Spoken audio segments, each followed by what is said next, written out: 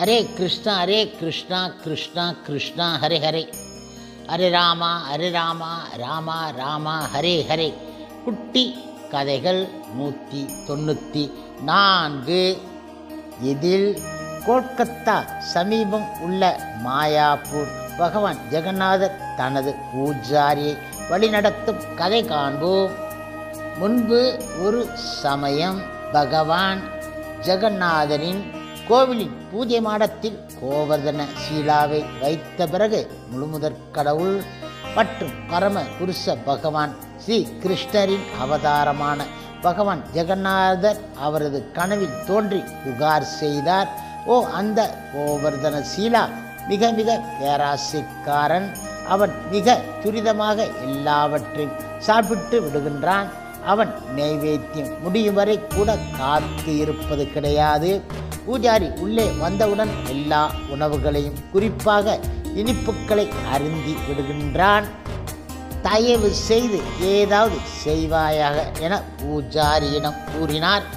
அதன் பின்னர் பூஜாரிகள் திரி கோவர்தனுக்கு தனி உணவுத்தட்டை ஏற்பாடு செய்து விட்டார்கள்.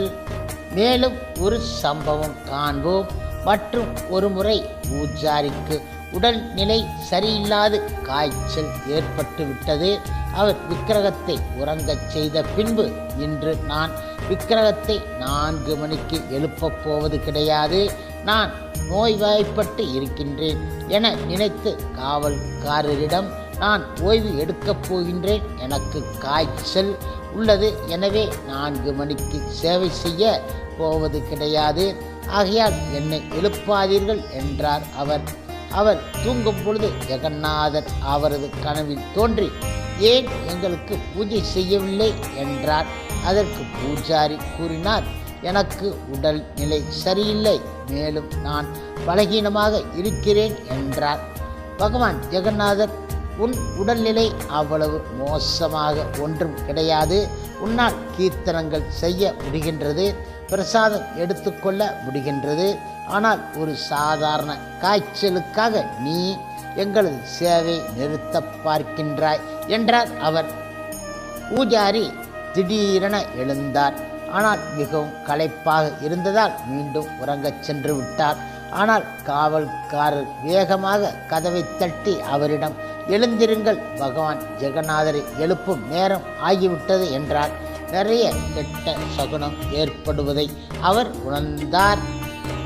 நான் பகவானை எழுப்ப வேண்டும் என கூறிக்கொண்டு அவர் நேராக பூஜை அறைக்கு நடந்து சென்றார்.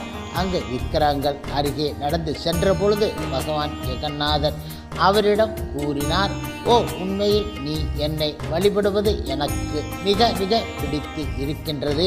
மற்ற பூஜாரிகள் முறையாக வழிபடுவது கிடையாது. சில சமயம் அவர்கள் என் மீது ஊசியை குத்தி விடுகின்றார்கள். நீ எனது சால்வை எடுத்து பார்ப்பாயாக, தெரியும் என்றார் அவர். இதனை கேட்ட பூஜாரி சால்வையை தூக்கிய பொழுது பகவான் ஜெகநாதரின் கையில் ஒரு துளி ரத்தம் இருந்தது.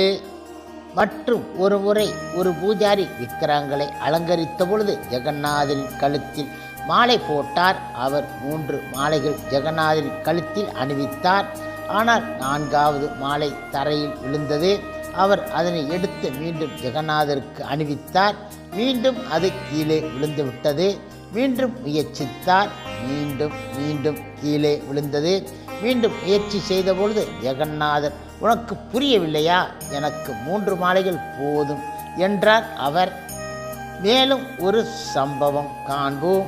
மற்றொரு முறை ஒரு பூஜாரி ஸ்ரீனிவாஸ் பிரபு இடம் அவர் கனவில் சிறிய விக்கிரகங்களை ஓய்வு எடுக்க படுக்கையில் வைத்ததாகவும், அப்பொழுது அவரது 2 விரல்கள் பகவான் ஜெகநாதரின் கண்களில் வைத்ததாக கூறினார்.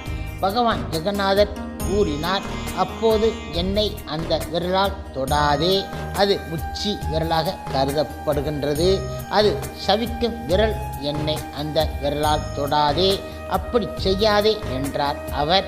அந்த விசித்திரமான கனவிற்கு பின் எழுந்த அவர் அந்த கட்டளையை பின்பற்ற தொடங்கினார்.